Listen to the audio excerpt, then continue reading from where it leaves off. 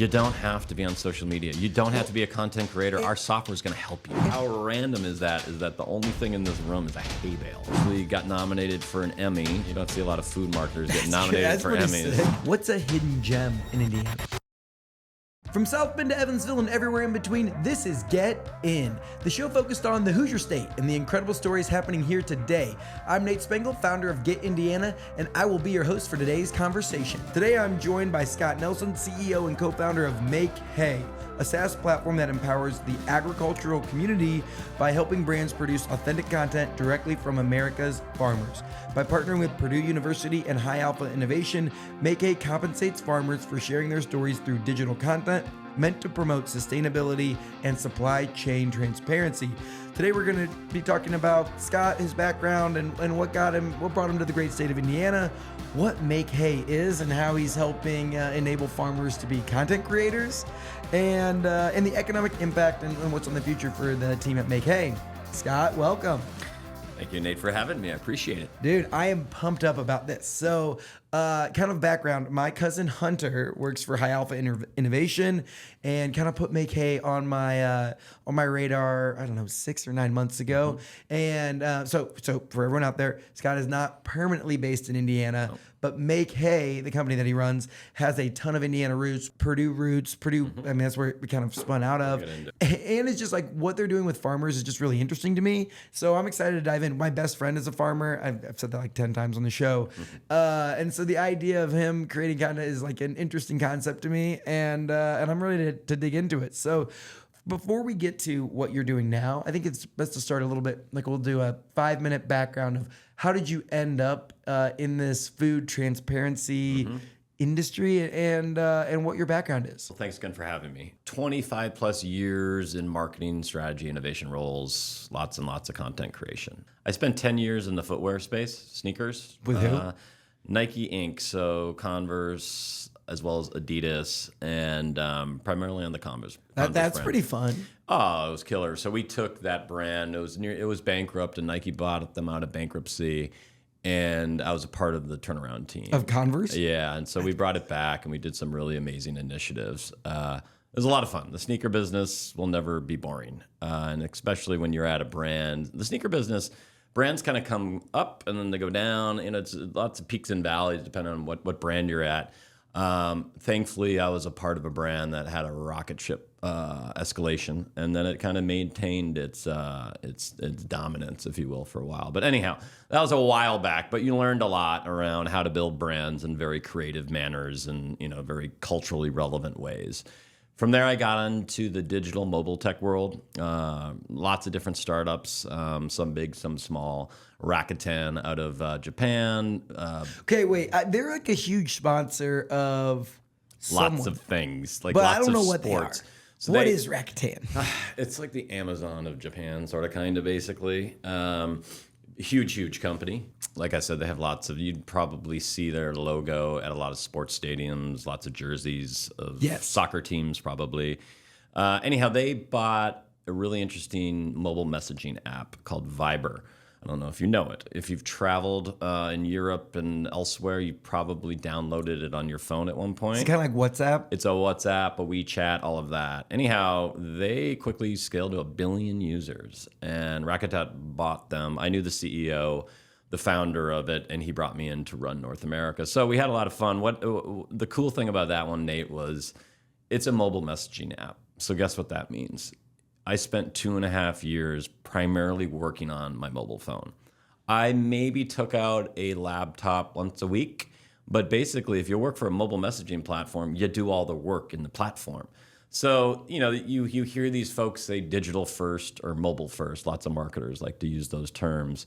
And I will say, you don't really know what mobile first is until you actually work on your mobile phone primarily for crazy. 2.5 years. Wow. So it was a lot of fun. It was a great company. But anyhow, let's cut to the chase. I never thought I would be working for a restaurant company, ever. I never had plans to go work for a restaurant company. My first job was a dishwasher at Friendly's, and that was a nightmare and very disgusting. But I then actually was a waiter at a like upscale restaurant. So I kind of saw the worst and then like the best, I guess. But anyhow, I never thought I'd be working for a restaurant company throughout my career. However, there was this amazing brand called Panera Bread. And so I will say I'm from the Midwest. So I'm not from Indiana, as you alluded to, but just a little bit north of here and to the west, Minnesota.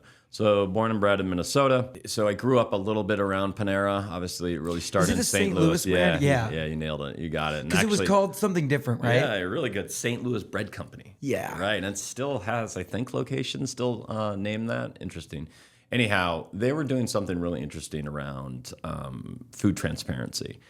What year is this? This is 2017 when I first started. Okay. And they're a little bit ahead of the curve in terms of like telling consumers around what you're putting into your body. And that was the whole thing. And I could get like as a marketer and as a brand guy, when I see a company being so transparent and open with their consumer around like, yo, this is where your lettuce comes from. This is where that mac and cheese is actually, comes from. These are the people that are growing your food. Like, we were the first to do a lot of things. Here's like the calorie count on the menus. Like they did a really amazing job at just Who led that initiative within? Like what made them decide we're going to be the transparent bread company? Ron Shake, he's an amazing man. He's the founder. He created the category. There was never anything called fast casual. It was always QSR, quick serve restaurants, right? But Panera was the first to really identify themselves as a fast casual.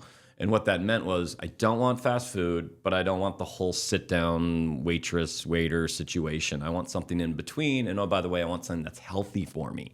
So he created Panera. He drove the whole movement around it. And then the marketing team really kind of dove in and started to tell those stories. So the point here is I spent all of my days at Panera and all of my budget telling consumers around where their food comes from, where the ingredients come from, all of that information that they wanted. Did it open your eyes on the the operation side where they're like, hey, if we're gonna tell the story, we gotta have our shit together? Yeah, 100%, like supply chain, all of that stuff. And there were stories we didn't tell because maybe they shouldn't be told, or maybe not. That's not the best way to put it, but maybe there just wasn't enough story there. So we, as the marketing team, really kind of dove into what are the juicy ones that are really, really important for our consumers to understand. And so, what were some of the big winners that you saw from running that campaign at Panera Bread? We actually partnered with, Huffington Post and Facebook Watch when it first came out, and we created a series called Food Interrupted. And it was a 6-part series where we brought in well-known kind of influencers or celebrities that have something to do with food. And we did different episodes. So one episode was around animal welfare. Another episode was around proteins. Another episode was around just overall transparency. Another episode was around type 2 diabetes and dieting around that. So it crossed a wide spectrum of different topics that were important in food culture at that moment. And it was amazing, and we actually got nominated for an Emmy with that series. Yeah, you don't see a lot of food marketers get nominated for Emmys. Chipotle actually does, but during that time, Panera, we got nominated, and then we got nominated. We did another series in the same vein with Chef Jose Andres. That got nominated as well. So we did some really category-defining work, and the work mattered.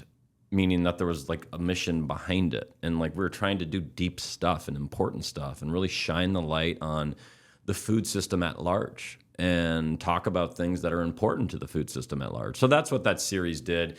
It was a win for the marketing department. It was a win for, I think, the category. I think a lot of folks started to see, or I know for a fact, a lot of folks started to see the work that we did at Panera and wanted to follow suit. They liked it. They respected it. I think that this is something that I've been nerding out on recently, is just America and the food system here, and how, from my research, right, that's it's different than globally, right? The amount of chemicals or the amount of different things that are in America's foods. I think there's a big thing that's trending is the Fruit Loops, right? What's in Canadian Fruit Loops and what's in U.S. Fruit Loops. And so I'd love for you to talk about this general issue that we're seeing with the American food system and compare us to the rest of the world when it comes to what we're putting in our bodies. Consumers just want more information. We are living in a world of knowledge. and you can pretty much get whatever you want when you want it, right? In some form, some platform. So there's a lot of information out there. There's a lot of people looking for knowledge. And so any brand, forget about the food space, has to figure out ways to be a little bit more open and a little bit more transparent with their consumer. So that's just the nature of the world that we're living in. And so, that really falls on a lot of the marketing teams to figure out strategies around like just being honest and being transparent with their consumers. And see, that's an interesting piece because I was looking at something where they were talking about, actually, I just had the co-founder of Mom Water on. Okay. Yeah, a little bit. Yeah. They're based out of Southern Indiana and they're Right. crushing it. And they were saying like marketing historically, right? Mm-hmm. It's say you want to market that you use some like natural fruit juice, whatever. It's like you have a 100-gallon vat, you'll put a gallon or maybe not even a gallon, maybe like a cup of natural fruit juice, like made with real fruit juice. Mm-hmm. And it's like the marketing there is like trying to actually like disguise and cover up, make it look better than it is. Whereas like at Panera, you guys were like pioneering we're going to like peel back the curtain to see what Mr. Oz, the wizard, is doing back there to know what's going into the food, which I think is crazy. And I think it's cool. And it's definitely a very, very top of mind issue for a lot of Americans today. We also did a cool thing called Behind the Counter. And it was just basically short clips, short form videos around how things are made, the chefs making them, the ingredients we put into them, just really like raw stuff. Like I said, short, Instagram friendly. But those blew up and got lots and lots and lots of eyeballs just because, a lot of folks, again, were like, what is behind the counter? Like, what's going on in that kitchen? We even had in a lot of our, models and remodels is like an open kitchen, right? You can always see what's going on back in the kitchen of Panera. And that was important to us. And now you see a lot of restaurant chains doing that. It's been around for a little bit, but just like not only being transparent in your marketing, but even just how you build your restaurants. A little bit of it, especially on the fast food side, you kind of like hit with the like, don't ask, don't tell. Yeah, some of that stuff I don't want to see. No, but it's like, I respect it. And I just think where you're currently positioned at now with what you're doing with Make Hay that we're about to get into, I just think that there is this call for information. So that way it's like, at least I know. If I'm going to put junk into my body, at least I know that I'm putting junk into my body. And it's not just like being hidden in there. Mm-hmm. Yeah. How long were you with Panera Bread? So about 4 years. So 17 to 21? Yeah, so right through COVID. COVID was a fun one in terms of, I shouldn't say fun, but it was a difficult one in that when you work for a restaurant company during COVID, you just had 2,500 restaurants close, majority of them close, right? And so now you're doing to go or takeout. The in cafe piece was of course closed. And so your job when you woke up every day was, how do I keep all of these restaurants open so America can eat, good clean food, the Panera food that they love. And so it was a lot of work. And like not only keep Americans fed, but also keep your people employed. Right. Like, yeah. I mean, that's no easy task, right? Especially then it's like, was Panera like a DoorDash or a Uber Eats? So we had our own drivers. And so we actually did some really, really amazing work. We actually did a whole campaign around our delivery drivers. And they shot it themselves on their iPhones, which we'll eventually talk about what we're doing here at Make Hay. But they themselves became not only the delivery drivers that are delivering food to people that need it and are sick or what have you, or can't leave their apartments, but then they're also the content creators and filming the whole thing and their experiences on the front lines delivering the food. And this was, I think COVID did it with just marketing in general, like brought in the like UGC, like really helped it blow up where it's like, oh, like you're going to like now you get on ESPN or whatever and people are just zooming in and you can clearly tell to Zoom call, they got their AirPods in and you're like, holy smokes. Like 10 years ago, you had to have you had to like build a production studio in your basement if you were going to like go on national television. And now it's just like, oh, hey, welcome to the airport. Like, what's up? Which I think is super cool. But this UGC from your drivers out in the front, like super cool. And not having to cut into the margin of if you use like a DoorDash or an Uber Eats or whatever. Because I know a lot of business, like their top line went up. They're doing lots of volume, but they're just getting gouged on the like delivery service fees, all that fun stuff. Right. 2021, your time comes to an end at Panera Bread, and then fast forward, like take us through the journey. What did you want to do after that? I was brought in by a really interesting startup. It was founded by a rocket scientist, like a legit rocket scientist, like NASA, Department of Defense. Like his name's Bill Bergen. Huge, amazing inventor. Had this idea because he'd go underground in the Beltway when he was working on these top secret projects for the government. And he'd pack his lunch every Sunday night and then go underground, and by like Wednesday, Thursday, like the salad or the sandwich would be soggy in his container. And he'd be like, he's like, if I can control like, hostile environments and high altitudes and aircrafts and satellites and spaceships and all of that, and I can control that atmosphere, why the hell can't I control it in my Tupperware bin, right, with my food? So he came up with this little idea, and it was a little patch. It's called Savor Pack, and it basically leverages thermal dynamics to take all the moisture out of a package, which means you are then left with crispy, crunchy food and not soggy food. So it was really the one we always called it, like no more soggy French fries. Like, I mean, when have you ever had a French fry delivered to you and it's not soggy? Said no one ever. Terrible. It's impossible. And so this technology was the answer to that. So they brought me in as a Mark Cuban-backed company. Really great group of guys, but again, There's a Hoosier. yeah. There you go. There's a little synergy there. Really amazing product. And so you think about, you put this in all of your to-go containers to keep that chicken, to keep that whatever that hot dish is going without all moisture. Even if you like go pick it up from somewhere and it's like just a little bit too far of a drive home, you're getting a very different quality thing. Yeah, the delivery space is just tough. Half of it is the menu. A lot of the menu is just not made made for transit. Meaning like the second it comes out of the oven or whatever, it needs to be plated and in front of someone by 7 to 12 minutes. So delivery is always a tough one. Obviously, some things deliver better than others, but this was trying to create a better customer experience for that delivery customer. And what happened to the company? It's still around. They're doing well. We had gotten into the produce side of the business too, because we figured out we had a solution to keep leafy greens and some other things, delicate produce basically. We can extend the shelf life in some form. So there's kind of two different models with the company, and they're still plugging along. Bill's a great guy.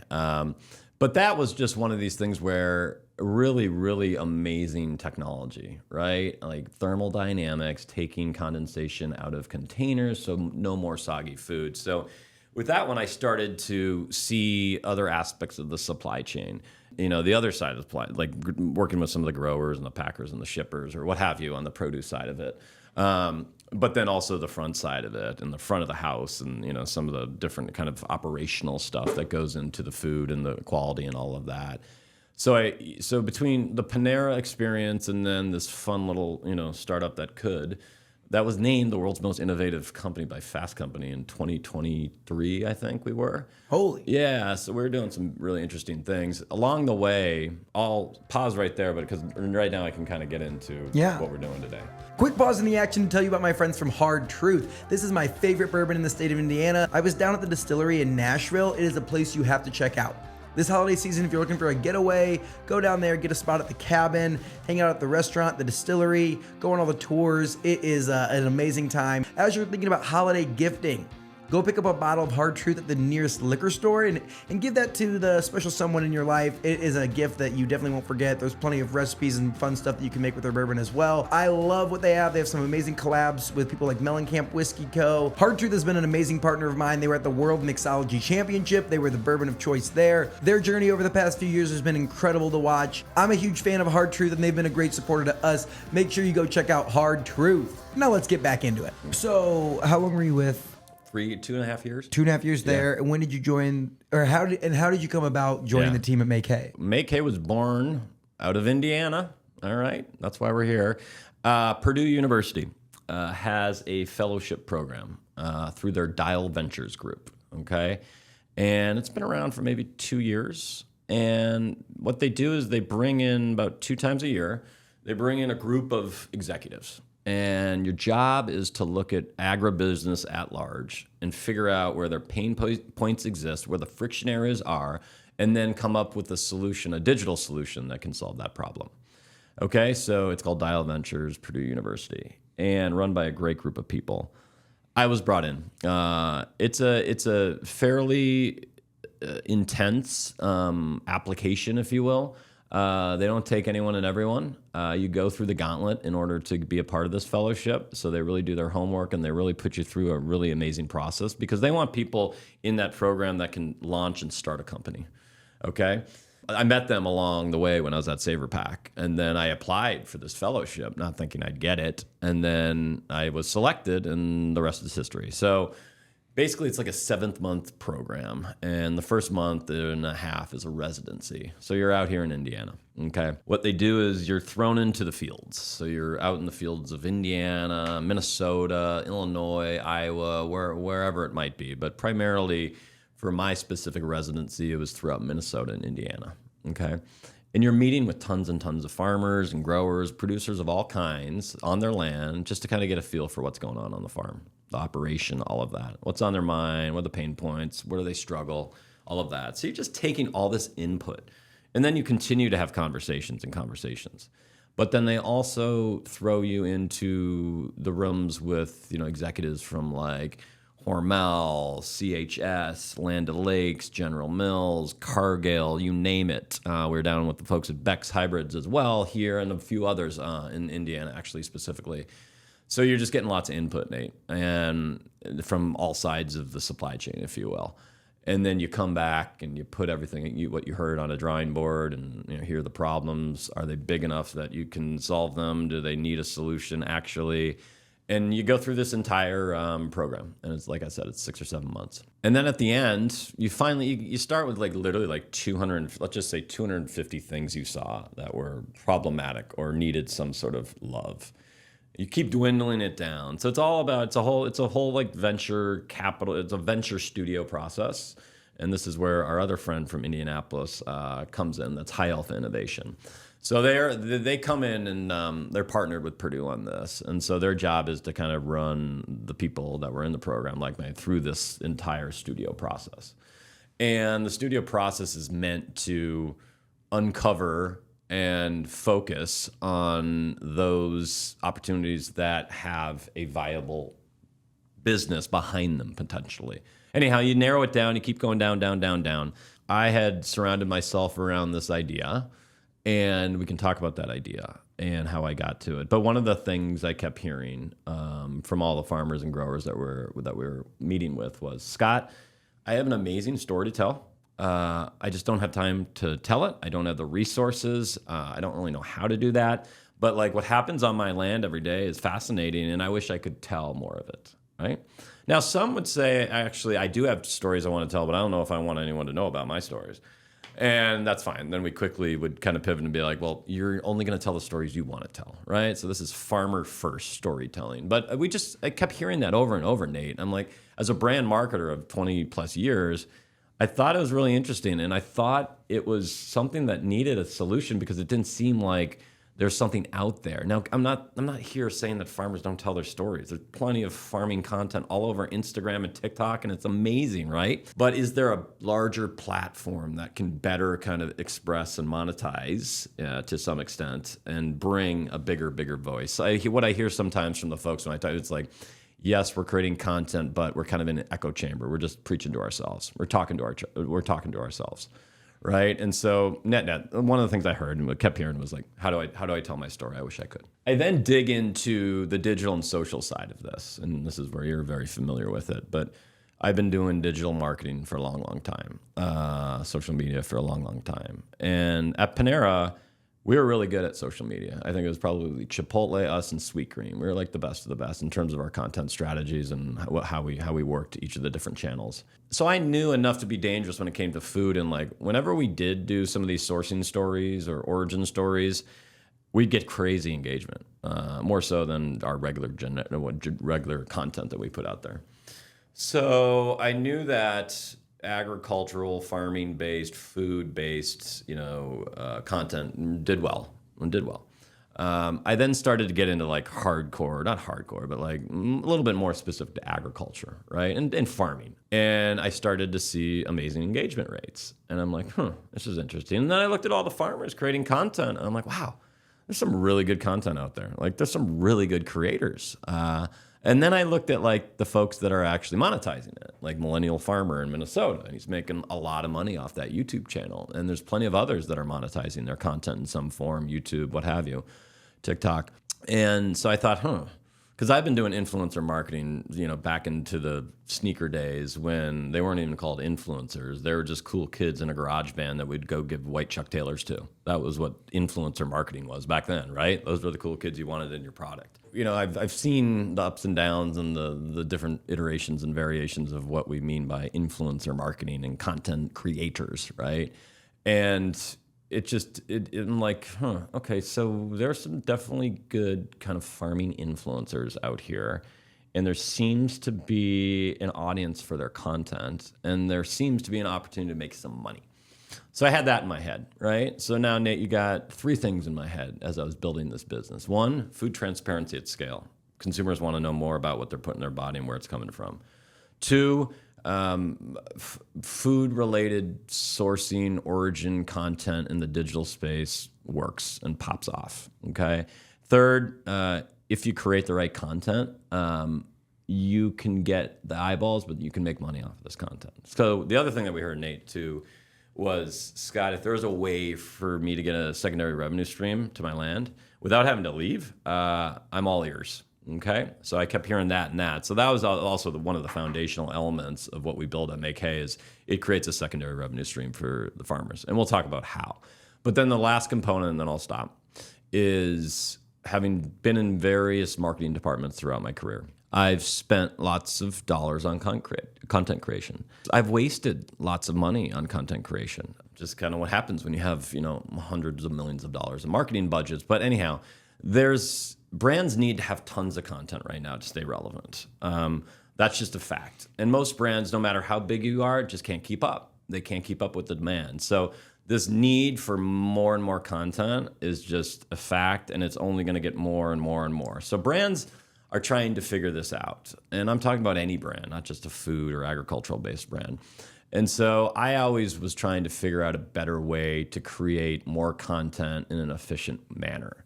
I don't want to have to go pay an agency, lots and lots of money to go do this, to then send a production crew to go do that, to do this, to do that. It just takes time, resources, hours, headcount, money. We'll still do some of that, but like, how do I get what I'll call always on content, right? The raw, real, authentic content that actually performs the best on social media. Look what happened with the Stanley brand a little recently, right?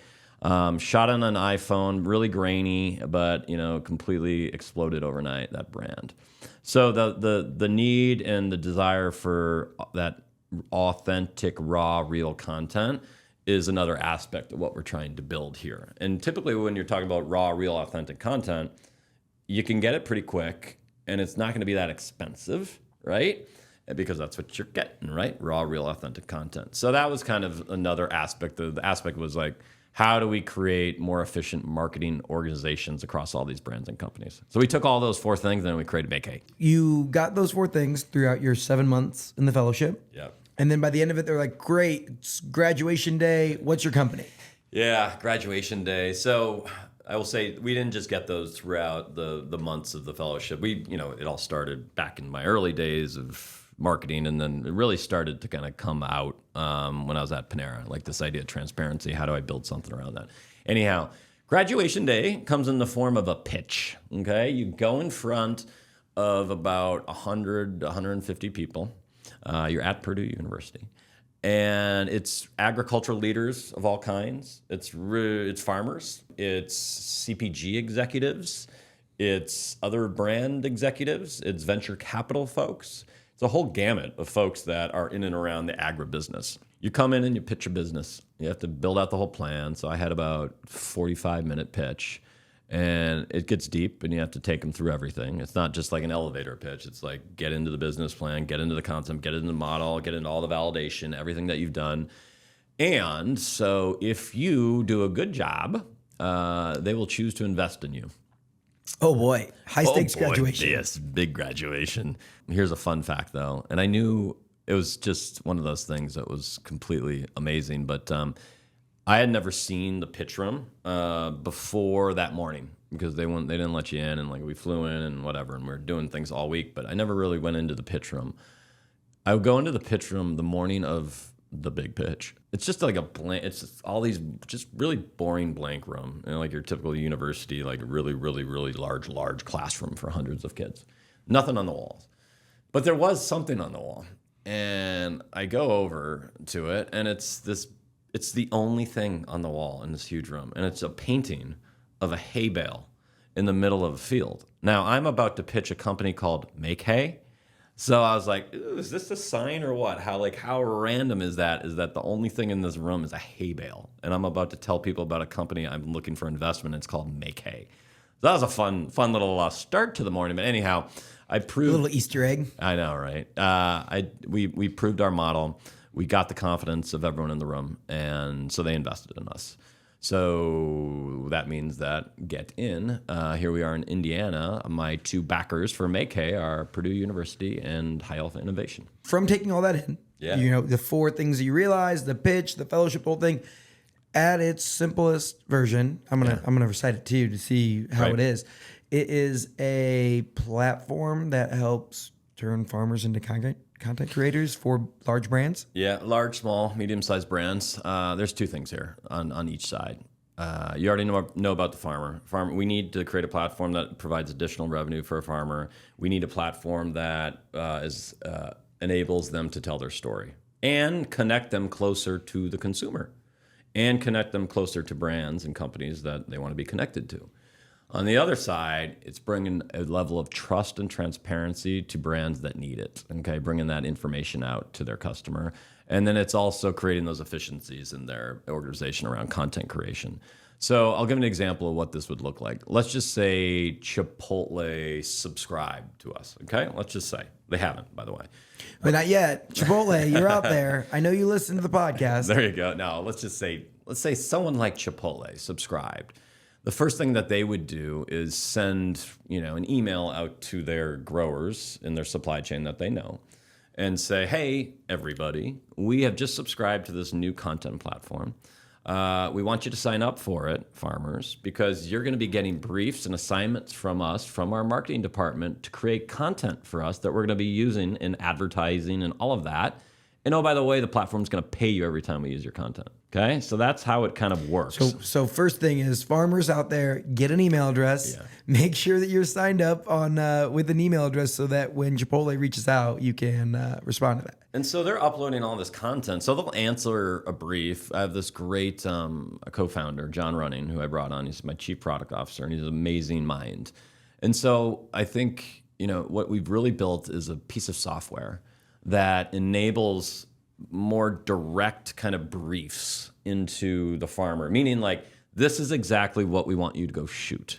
Right now, we don't want to give you too much handcuffs, but what we heard from a lot of the farmers is like, just give me something to tell me what to go do with my phone. Like, I need some direction and I'll nail it, right? And so we're leveraging like generative AI to create these really succinct, direct briefs that are hopefully enabling and empowering that easy content creation, that quick, easy content creation by the farmer, right? So the farmer will get this brief from whatever brand it is. And let's say it's asking for, we want sunset footage of harvest season. And that's all we want. It could just be like a beautiful tracking sunset shot of your field. Maybe you're on your John Deere or what have you, but we just want cool harvest sunset footage. And we're going to put on our Instagram, we're going to talk about like, hey, the start of it all, right? Or your food coming soon to you, whatever the hashtag, or whatever it might be. And so then they'd go shoot that. They'd be like, I can do this. They take out their phone, they're on whatever tractor, and they just get this great 30-second piece of amazing sunset corn harvest footage. They upload it back in the platform. The brand takes it, uses it on social, uses it in store, in a restaurant, on a menu board, wherever the usage case might be, on the PD page, lots of different uses. This just isn't social media. It's for all different channels throughout an entire ecosystem for a brand, okay? Especially when you think of a brand like Chipotle, they already have the app. Right. I get in there all the time. There's some new stuff in there, but that would be interesting to see like, hey, this is your tortilla shells came from corn based at this farm. Like, that would be pretty slick. Or even scanning a QR code on your raspberries at your grocery store, and up pops like a video of the actual farmer that grew those raspberries, right? That would be kind of interesting. Talk about the future of food labeling in some form. Anyhow, that's how the platform works. So it's a piece of software that just enables a better brief out to the farmer to then hopefully have them create the right content. So going back to what you said, yes, we are enabling the everyday farmer, in addition to the folks that are already creating content, to become content creators and take that content and get monetized for that content. Okay, and where are we at in the process? We are full on launched and out there. So we started up with the farmer side, meaning a lot of our conversations with the brands, the first thing that they would say, big, small, medium, is, Scott, love this idea, a really cool concept, sounds fascinating.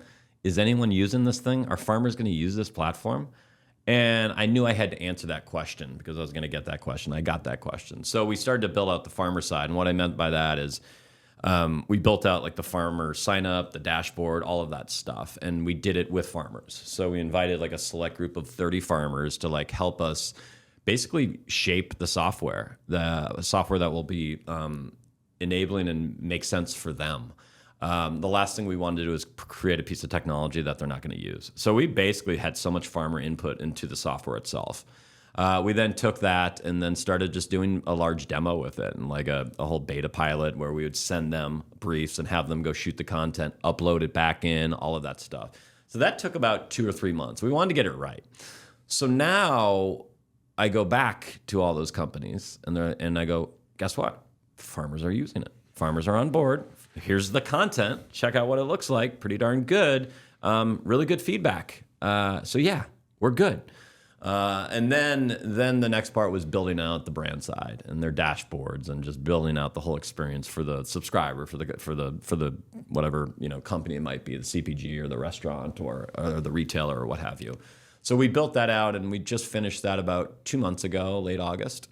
And so now we're on the street selling this thing and talking to all sorts of different companies, like I said, big, small, medium, that want to support America's agricultural industry. They want to support America's farmers, but then they also need better ways to get content in a more efficient manner. And they do have a relationship with their consumer that they want to be more, transparent, and they want to build that trust and that loyalty. So we're not talking to all the brands out there, right? We're talking to the people that will believe in what we're building, in our mission, right?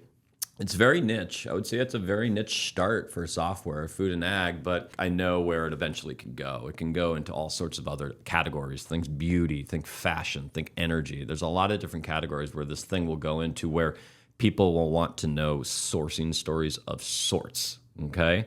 And so that's kind of where the software could go. But right now we are here for the farmers. We're here for those brands that want to tell these types of stories.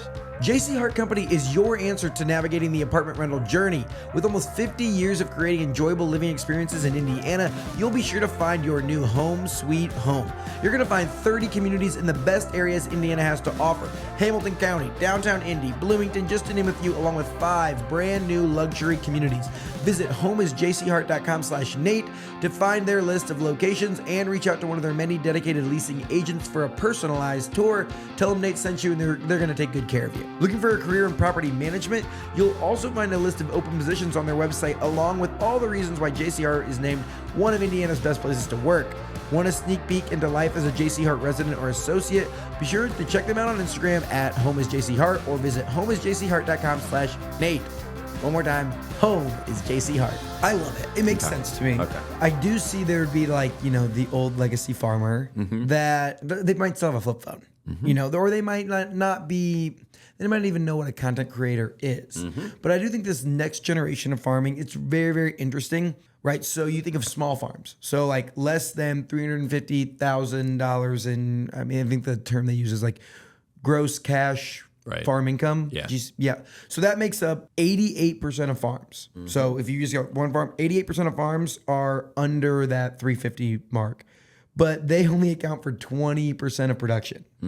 So when you think of like a small farmer that really needs extra income, that makes sense, but they are producing such few amount of the total production. So it's like you talk about, Chipotle sends out to its growers. It's like, well, my buddy is not a grower he just drops it off at Cargill and they do whatever they want with it, right? Yeah. So what would you say if we had a listenership of 1,000 farmers that were like, hey, I want to start doing this, but I don't produce for Chipotle. I don't produce for Panera Bread. How do they get plugged in? Yeah, exactly. So there are plenty of farming stories out there that brands will want, right? And it doesn't matter if you're a part of their supply chain or not.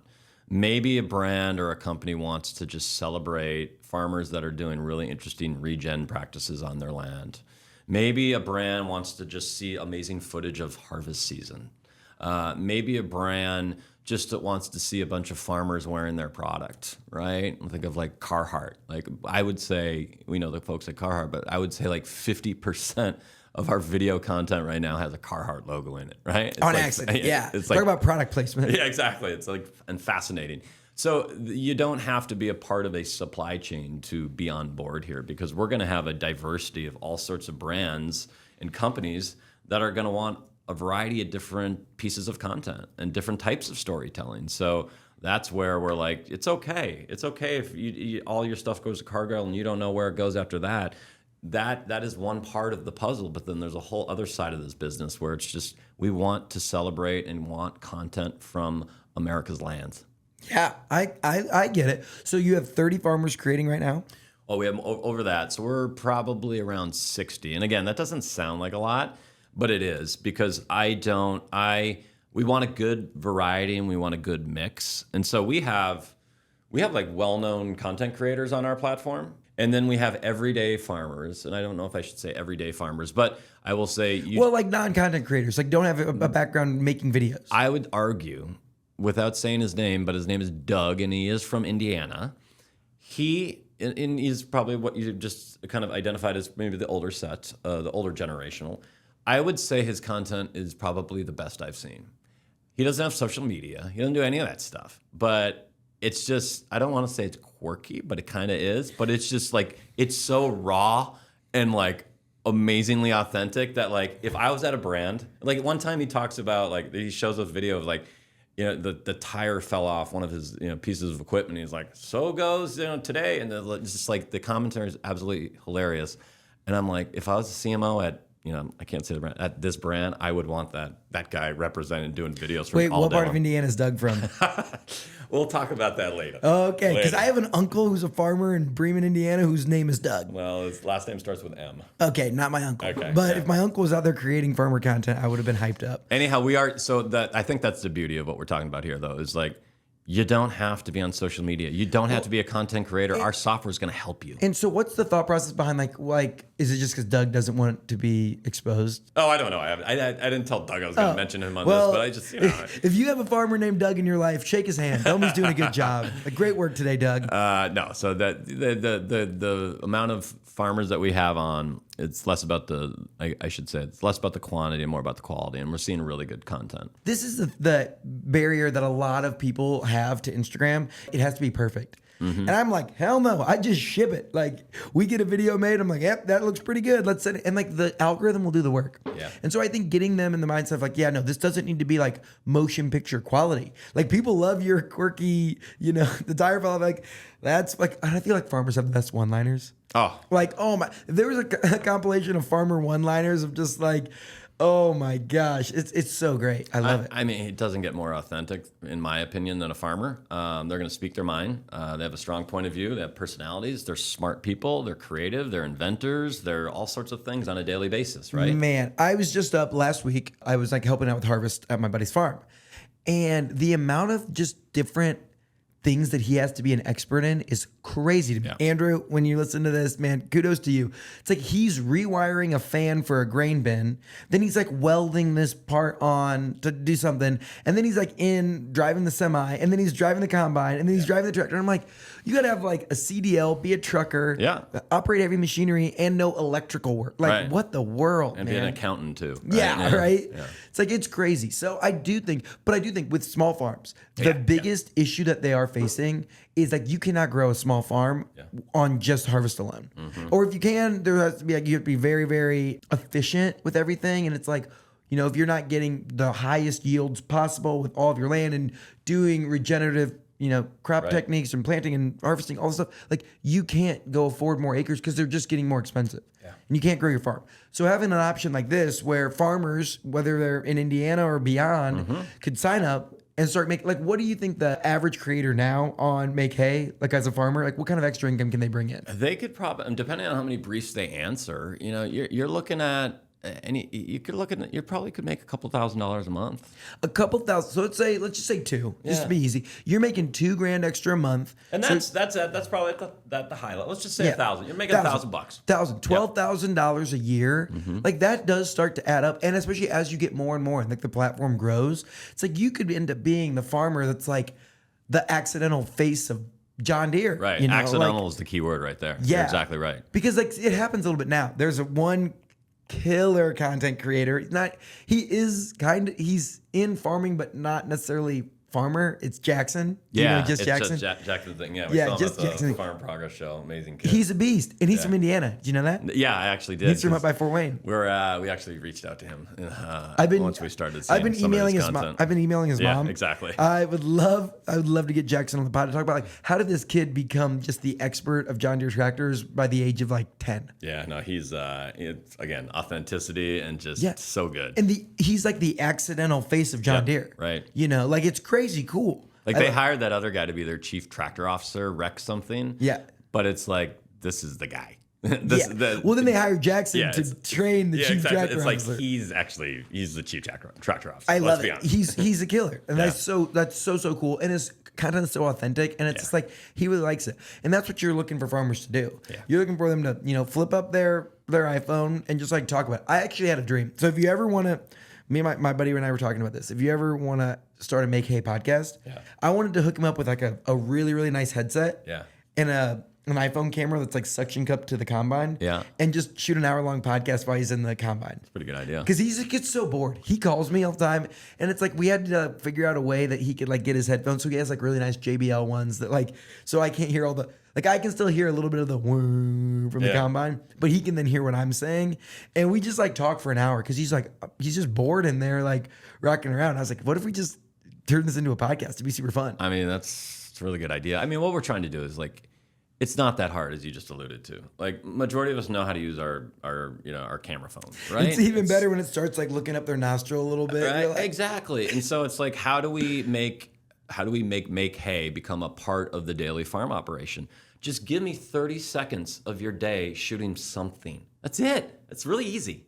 I think the barrier to entry is if once you can get past that hump and communicate that if you're a farmer in Indiana and you want to make extra money by shooting one 30-second video per day of anything on your farm, start there. Yeah. Like you need to talk to these guys. Yeah, no, that's a great way to sum it up. Right? Where it's like if you can get the barrier of like it doesn't have to be this cinematic. Because I think off the jump, the first thing to think is like it's going to be a distraction. Yeah. Yep. Like it's just like, oh, I don't have time for that shit. Yep. And it's like, dude, you're drinking a cup of black coffee or something, watching the sunrise, and you have your farm. Like, just take a snap of that. Mm-hmm. Like it's easy.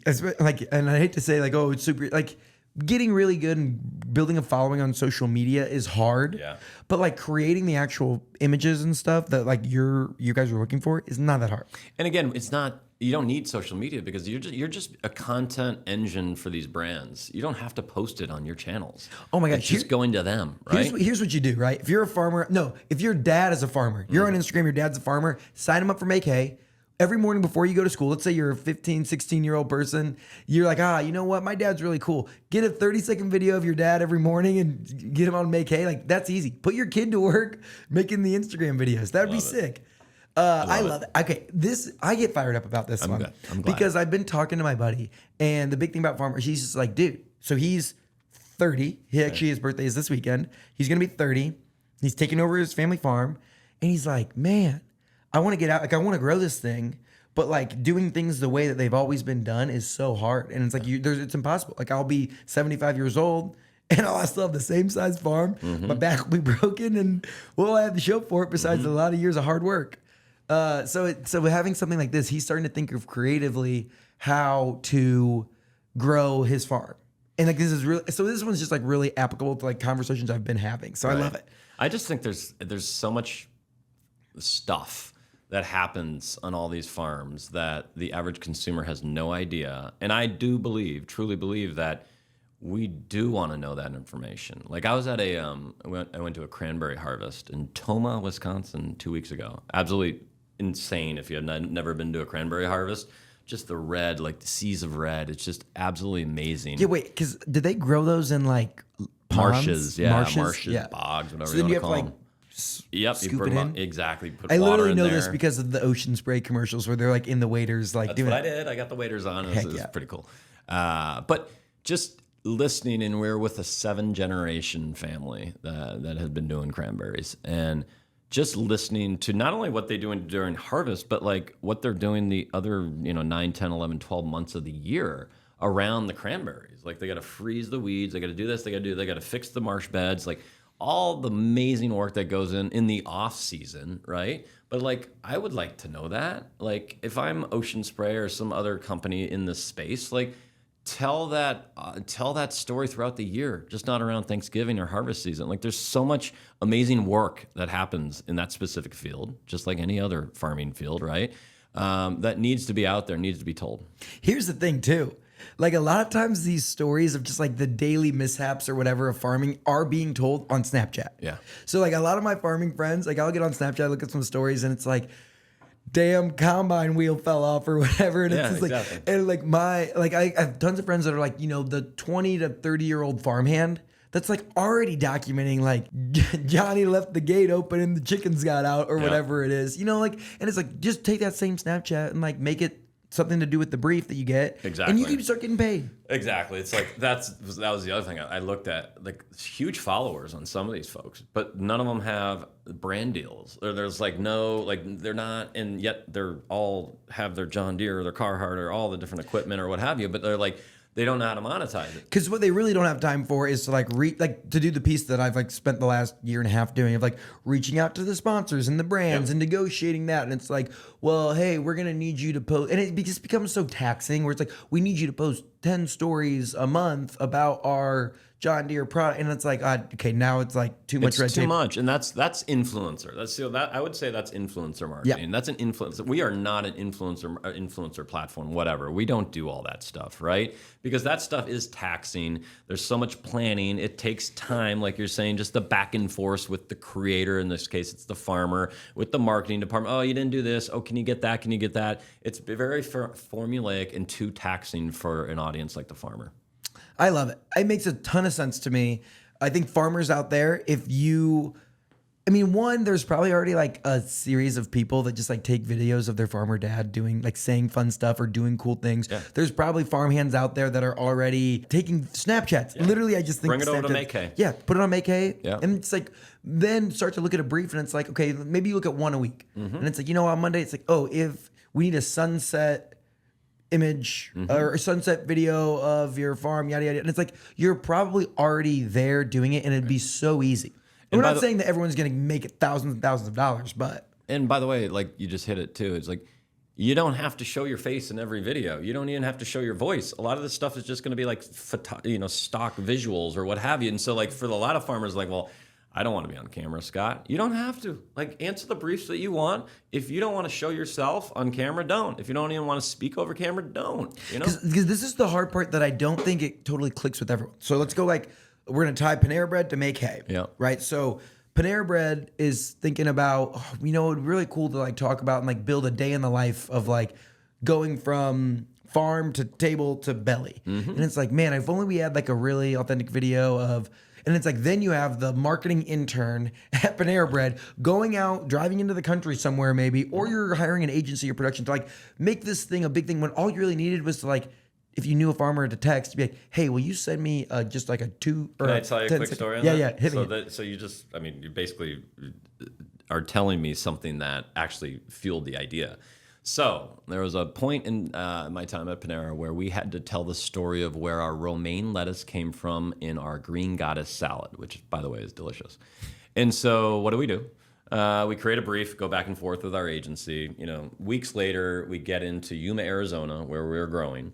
And we brought a production team, right? And we brought a drone operator in and all this stuff. And we created a beautiful 30-second piece of film around our romaine lettuce and that green goddess salad, which then lives on Instagram and what have you. That costs money. That costs time. It took a while. A lot of people were part of that production. Now imagine if instead of doing that, to your point, what you just said, I just sent a brief to the farmer and said, can you just get me some cool footage of the romaine lettuce in the field? And oh, by the way, if you know how to fly a drone, which a lot of these folks do nowadays, make some drone content too. Great, Scott. He'd probably do that in a day or two.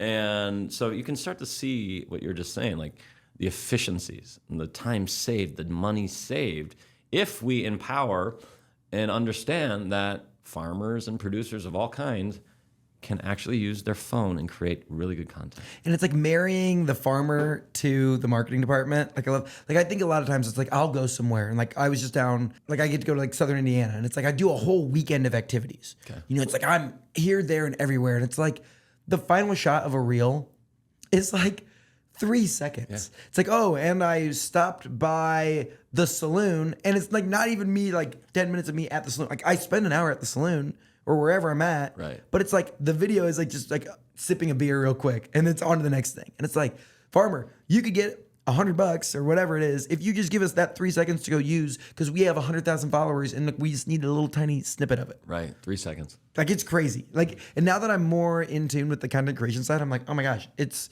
I think the first time that Scott and I talked, it was right around March Madness because Purdue was in the national championship. And I was okay, I'm starting to see. And now that's even more, I'm oh yeah, all these marketing department needs is 3 seconds planting, 3 seconds growing, 3 seconds fertilizing, 3 seconds harvesting, and then you build a nice reel that goes viral and gets hundreds of thousands of views. And to get all that different, you either use stock image that looks really really bad, really and it's funny because it looks so good that it's bad. Yeah. It looks so cinematic. They're out there with a 75K camera, oh my, getting every little water droplet, and it's no, we just need to see a farmer out there actually doing the shit. Right. Okay. Wow. I'm jazzed up about agriculture. I think this can be a really big benefit to farmers in Indiana and beyond, right? It's you have a phone in your pocket, 30 seconds. Look at a brief. I think especially as more brands come on, where it's oh, this one's you could even do this whole campaign around red versus green, where it's hey, we just want 30-second UGC videos of farmers with the oldest red tractor that's still in operation and the oldest green tractor that's still in operation. And it's those brands were on the platform working with y'all. And well, check this out. We sent out a brief last Friday at 3:15 to our farm base, and it said, show and tell us a piece of machinery or equipment that is very important to your daily operation. So just, send us a video about what that piece of machinery is. Within 4 hours, we got back 4 videos. One was, I think it was a Case tractor. Another was a John Deere tractor. Another one was a guy in the middle of Iowa, I think, with a switchblade. And he's cutting down stuff and all these different things. And then there was one of a Polaris, with the wire. The Ranger? Yeah, exactly. And I'm and by the way, 2 out of the 4 were like TV commercials. They were amazingly shot, quality content. It was just amazing content. And so it just spoke to 4 hours. 4 hours. We got back that type of content from these types of farmers. And oh, by the way, so going back to what you were saying is if I'm Kubota and I see this film, it's that's kind of interesting. Wow, that was pretty quick. They got that fast. I love it. Okay, wait, what's the website? www.gomakehay.com. Oh, yeah, because makehay.com sends you somewhere else. Yes, yeah, we got to put go in there. Gomakehay.com. Yeah. All right, so you can go on here on the website. You can go, if you're a farmer in Indiana, you click farmers. How long it takes you 30 seconds to sign up? Yeah, it's less than a minute. Less than a minute. You get signed up and you could start sending in videos. Yep. So let's say that for those 4 videos, what do those farmers get paid? So for that specific use case, we're just doing an internal pilot, internal test. If we selected your video, you get $250. So someone just created one in less than 4 hours and just got $250. That's amazing. I love it. We are coming to the end of the show. We've been going. I could talk about farming and agriculture all day long. Unfortunately, it's time for us to wrap up. So we have some fun segments that we always talk about here at the end. Cool. So first one is our Younger Years segment. So this segment is brought to you by our friends at Orr Fellowship. They're a great organization here in Indiana, helping develop young business leaders across the state. Scott, what advice would you give to your 22-year-old self? Look at everything. Even if you think you're going down a path that you think you should be, look at everything. Like really learn about who you are and where you want to go. And I mean, just like when you're at that age, it's a stage where there are things that are maybe determined for you. Like now you got to graduate from college and you got to go have this job, or you think this is your major and you want to go into that field. I think it's important for people to experience as much as they can and really kind of find their path early on, and not just jump into something that is expected or something that is just there for them. So I would take a good look and just explore as many things as you can when you're 22, because before you know it, you're going to be 30, and then you're going to be 40, and your path is set. So when you're 22, learn as much as you can and explore as much as you can. I love that. That is great advice. If you could pick the perfect collaboration to happen on the Make Hay platform between a brand and a farmer, what would that look like? Something that is going to do really good for the world. So I would love to take a bunch of farmers that are doing cover crops or whatever, like really interesting practices, regen practices on their land. Take a group of those folks and align them with a brand or a company that wants to celebrate all of that hard work and practice, and create an ongoing content system around that. So not just one-offs, not just campaigns. Like, let's commit to a specific initiative around certain practices that farmers are doing on their land that are hard, and let's celebrate it and create content around it throughout the calendar year. And that's not for a month or 2 months or a quick campaign to get a PR headline. Let's really support a really interesting thing that farmers are doing on their land and support it in the way that it needs to be supported, and that's with always on, consistent storytelling. I think that would be so. And maybe if through the Make Hay platform, maybe Jackson got hooked up and did some more stuff with John Deere somehow through Make Hay. Oh yeah, no, we definitely, when you're talking about that world of influencers and celebrities, yeah, stay tuned. We'll do something fun. Oh boy, I love it. All right, so you don't currently live in Indiana. Where do you currently reside at? I'm in Boston, Massachusetts. Boston, Massachusetts. So, but you're spending a decent amount of time with High Alpha Innovation being here. And, Correct. And yeah, with I'm Purdue. here a lot. Yep. So I want to know from a transplant, kind of, you know, you're spending from a visitor. Yeah. What's something you think the world needs to know about Indiana? I'll tell you this much. Growing up in Minnesota, right? So I'm from the Midwest, Big Ten. I didn't know too much about Indiana. I knew Purdue was like a really good engineering school. And I knew they had a cool logo, and it was like the Boilermakers. I watched the movie Hoosiers. I thought it was like amazing, like still one of my favorites. But like, come on, that's so like stereotypical, right? What I've learned about Indianapolis specifically is like great culinary city. Like there's some really good restaurants in this town that I've eaten at. So it's kind of a baller place in terms of like cuisine and food and chefs. Like I didn't know that as much. And I spent time in the New Yorks, the Bostons, the Chicagos, the Los Angeles, San Franciscos, but like really great culinary scene here in Indianapolis. Which Heck I yeah. appreciate. What are a few of your favorites? So anything and everything in the Cunningham restaurant group. We're at Livery. Fire. Yeah. Livery is fire. Commission Row, even Brew Burger. So they got a nice little portfolio over there. Heck yeah. I love it. Yeah, I think Livery is like the go-to date spot. Here's a date recommendation. You want to impress your lady and you're in Central Indiana, you go get a reservation at Livery, and you are going to be just all the brownie points. So you've been exploring Indiana. You kind of been around, talked to some farmers. What's a hidden gem in Indiana? Pig Adventure. And they like literally bring in like buses of like tours and all of that. And I tell you what, it was fascinating. It was like, talk about transparency around just like showing off the operation. But anyhow, it was pretty cool. This is great. They say the Pig Adventure is open, so squeal with excitement. Yeah, no, they did some fascinating stuff, actually. Yeah, the Pig Adventure features the modern farming practices of a working pig farm. Yeah. That's pretty cool. No, it was. Yeah, it was, I love it. It was brilliant. All right, Fair Oaks Farms, Yeah. the Pig Adventure. We have to check that out. Finally, you've been meeting tons of new people in Indiana. Who's a Hoosier that we need to keep on our radar? Brad Firth from Beck's Hybrid Seeds. He's an amazing Hoosier. He's an amazing man. I spent a lot of time with him.